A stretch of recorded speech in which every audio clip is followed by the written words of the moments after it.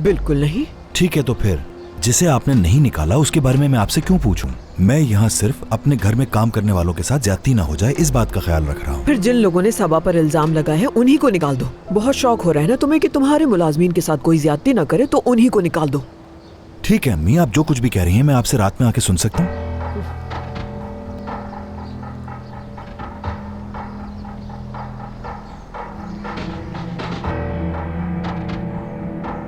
हाँ मिलता हूँ फिर आपसे शाम में, ठीक है?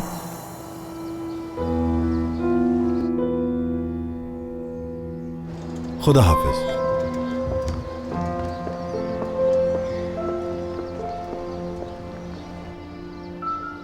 एक जैसी दिखती हैं दोनों। अरे हूबहू एक जैसी, ये समझ लो कि जैसे जुड़वा बहनों की शक्लें। उनकी तस्वीर कहाँ है? स्टडी रूम में है।